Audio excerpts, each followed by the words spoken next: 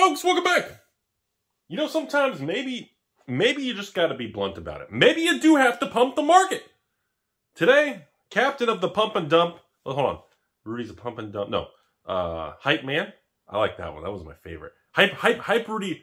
Rudy hypes your pump and then she hides your dump. That's kind of gross. All right, folks. Today, all we're going to do is, I'm going to be honest with you all. There are moments in life that there's just a lot of opportunity.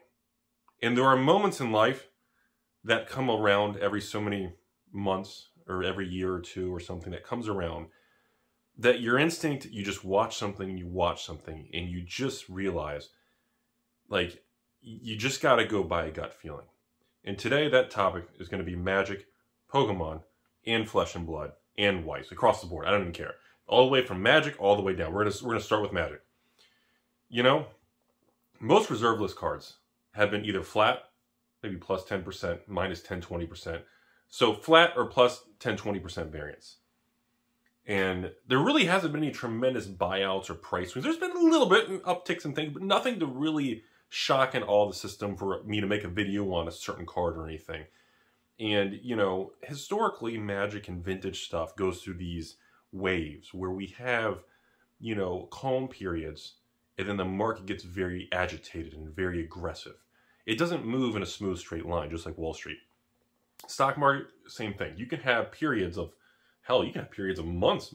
I've seen periods in the market of years on Wall Street where the market's up or down a couple percent, up 3%, down 3%. Where literally you zoom out and the entire year, 6 months, 1 year, 2 years, the market's gone nowhere. Okay? And I see that right now with reserve lists. Old Magic, sealed old Magic boxes, reserve list Magic. I mean, there's not really anything happening in the last 12 months. And it's starting to become more attractive because that line is just dragging sideways, going consolidation. Now, when you go to new Magic, same thing. Everything new has just been dragging sideways on the timeline of life. You look at all these new products. Everything for 2021, maybe excluding, honestly, even Time Spiral. You know, it's spiked up and it's just been flat ever since. You look at every collector box, every draft set, all these things in 2021, nothing has done anything. Now we jump over to Pokemon. You got everything from last year, all the way from the Battle Styles to the Chilling Reign to the Evolving to the Fusion. You look at these main core component base sets, the main stuff, not specialty products, not McDonald's Pikachu packs and these stupid McDonald's things that there's just a bazillion cases hiding at every McDonald's and everybody try to think they were cool. Just don't touch that stuff. Even the celebration stuff, pretty cool, but we're going to focus on regular booster boxes. And I'm telling you right now, look at these last 4 sets in Pokemon.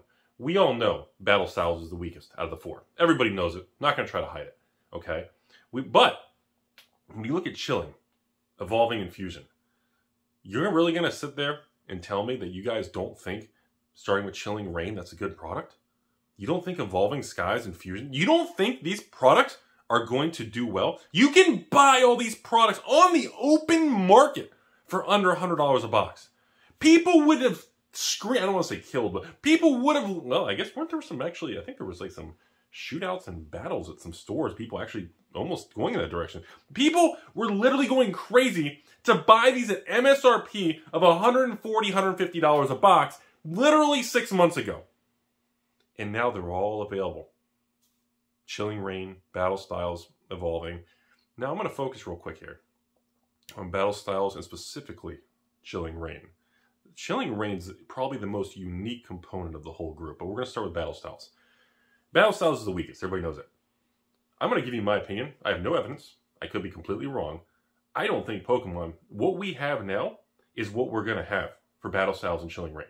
They're not going to fire up the printers and use print capacity and print space in 2022 to go back and hit those again when the market's already saturated. That's the way Pokemon operates. Okay? They're going to focus on Evolving, Fusion, and they've got a lineup of 4 or 5 new sets for all year. They got products lined up all year that's going to be maxing out printer capacity. They're not going to go back. Battle Styles and Chilling Reign, we're starting Battle Styles. What's out there is out there. The bottom for these things, I'm telling you all right now, in my opinion, the bottom is in. I'm starting to look at these things. I'm making a lot of moves. I'm starting to build my positions. I already said about a week ago, I made a video saying 2022, for me, is going to be the year of inventory expansion, because going, or at least until the market shifts, because right now there's just so much stuff that's so cheap. There's just a point in life you got to step back and say, what's my downside risk here? There's like literally, I mean, can you imagine on Wall Street, there was a $100 stock, and literally the worst case scenario of a $100 stock is that it goes to like 90 or 85. Can you imagine owning a stock on Wall Street that has the worst doomsday scenario, a 10, 20% loss? And over the next 3 to 5 years, the best case scenario is a 100, 200, 300% upside.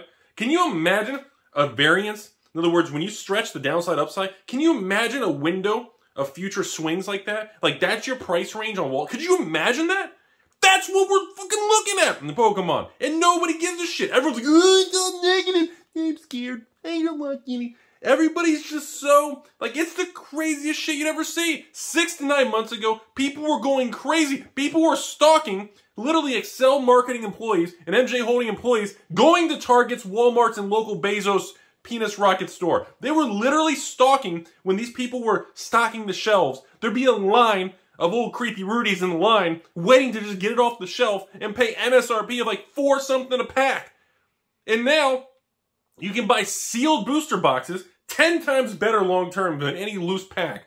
You can buy the core blue chip version, the booster box, for almost half price, from $1.50 to literally even like below $100. Okay, I'm sorry, 60 something cents on the dollar.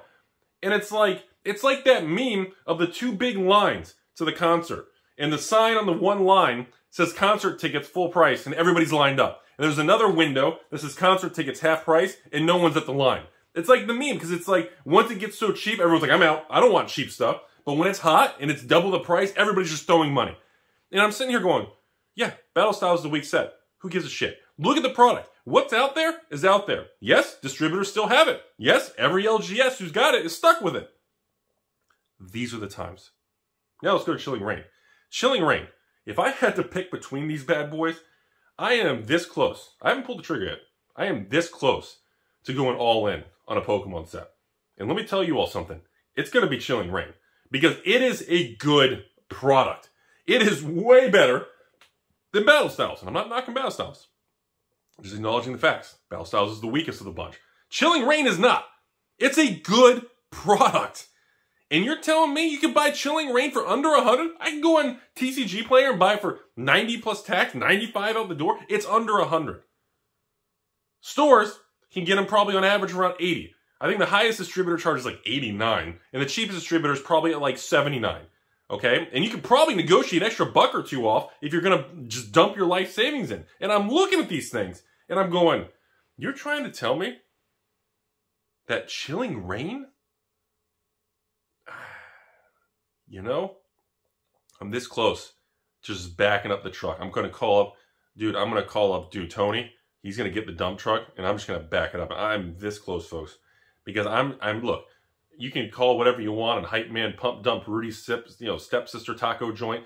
But there are moments in time, and I'm telling you all right now, this is one of those moments that people are going to look back in the end of 2022. This time next year, the holidays of next year, in 2023 and 4, and people are going to look back the same way everybody looked at me when I had Rudy's Pokemon bathroom filled with XY era stuff.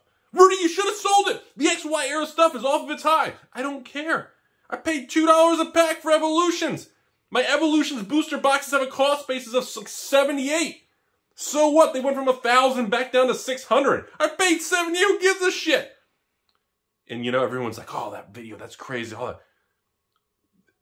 History is a funny way of making people humble and repeating itself.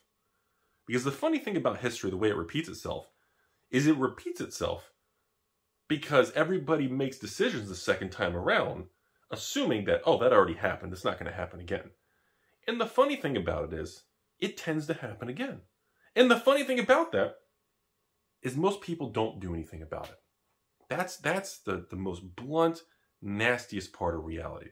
No matter the big talk in the world, this and that, most people don't pull the trigger. Most people are not going to click that send money button. Most people are not going to swipe that credit card. They're not going to go the distance.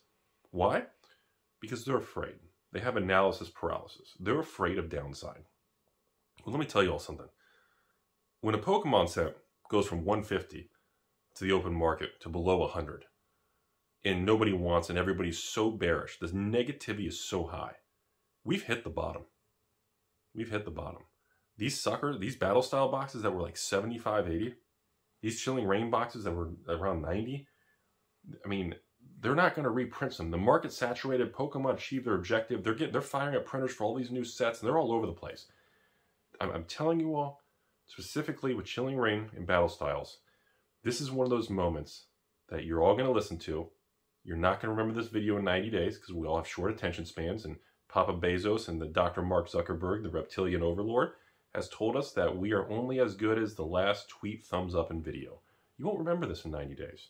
And I'm telling you all right now, for the few people and the one person that does in a year or 2 years from now, I'm this close. And if I make that move and I go that distance, I'm going to film another video of me sitting there with literally $1 million worth of Chilling Reign and battle styles. I am this close. And I am on the fence about it, and by the moment, I am swaying more towards YOLO, you only live once, and how much can I really lose? What's the worst case scenario? And I don't really see a worst case scenario. I guess sitting on the product for an extra couple years, that's the worst case scenario? That's pretty damn good. So, by the way, the reason I haven't said much about Evolving and Fusion is because those are still very, very new compared to Chilling and Battle. Therefore, there's a very good probability that they will fire up the printers and do another wave of those particular products. So I'm still a little bit more cautious because those are a lot newer. That's just the only reason why. But Evolving and Fusion are fantastic Pokemon sets. I can't say anything negative about it. I mean, look at Crimson Invasion. Look at some of the Sun and Moon set. Look at some of the weaker ones that are just performing amazing. And I think Chilling Reign is an A quality set. I think Evolving's an A quality set. I think Fusion's an A quality set. I think Battle Styles is like a B- C+ quality set. I think Crimson Invasion's like a C- type set. And here we are in the moment where everyone knows it, everyone's talking about it, and no one's going to do anything about it. And that is fucking extraordinarily attractive. So, before we wrap up the video, we've mentioned Pokemon, we've mentioned Magic. Last two things I'm going to mention is Flesh and Blood, just for a minute, and I'm going to mention Weiss just for a minute. Weiss prices have already bottomed. Looks like about 7 to 10 days ago, they bottomed, and all the prices have swung up about 10-20%. We saw a lot of Weiss sets from the last 3-4 sets, and again, Weiss is made by Bushy Road, very large company, all kinds of IP brands, all kinds of people, companies, and animes and crossovers and contracts, all kinds of stuff involved. Obviously, I don't have any contacts with any of those people, and they're a massive company. The point is, a lot of the Weiss products bottomed out at $55 to $60 a box. As of the filming this video, there's not a single one of these things in the $50-$55 anymore. They've already swung back. Most of these sets are actually now pushing back above 70s, and I do expect by this time, by the end of the year, most of these products are actually going to be $100 plus, and I think, again, 99% of everybody will miss out and laugh and just blah, blah, blah, pump, dump, stepsister, washing machine, which is fun. Gotta have fun, otherwise what's the point, everybody? But again, this is one of those moments in life. I'm going to name this video some ridiculous Rudy pumps the market. I'll put a hilarious name in the title. This is just one of those moments that everybody knows it and no one's going to do anything about it. Last but not least is Flesh and Blood. People act like the Flesh and Blood market is completely just dead. And it is. It is. For collectors and evil investors. For regular players, it's never been greater. For unlimited single card sales, never been stronger. As far as pricing for investors and 10xing their money into the moon, there's no more to the moon. The rocket's out of fuel, the emoji's done, the Wall Street bets, GME. Is GME still a thing?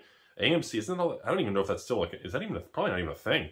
God, what did GME hit? Like 400 and something? Is it 100? Ugh, I hope you didn't buy it 400 or 300. So, as we march forward into the future, just understand, Flesh and Blood is going to stand the test of time. There's too many powerful and amazing things that work, relationships with all these distributors, the network in place. And, MetaZoo I haven't mentioned because it's too new. I don't have enough data on the long-term secondary market. But people love the product. It's unbelievable, the demand for that stuff. But I'm just telling you all these categories across the board, there's just moments in life that you have to step back, close your eyes and click the button, pull the trigger, and pull the red rope in the room, because nobody else is doing it. The same thing with March, April, May of 2020, when the stock market literally hit circuit breakers, down 1,000 points, down 1,500 points, and just would freeze, shut down, close, and everybody was panicking. There were moments in life that you have to literally close your eyes and click the button. And I believe we are hitting one of those moments for collectibles right now. Crypto was pretty flat and quiet. Stock market's doing very well. Real estate's ridiculously expensive. And you have all this collectible stuff just kind of flushed in the system. It's over with. No money, blah, blah, blah, negativity. And man, I like to follow the money and the path of least resistance and the path where there's the least amount of excitement. In new Magic, this Pokemon Chilling Reign stuff, all these cheap Weiss products. Dude, this is... it's so exciting. And this video won't even get many views.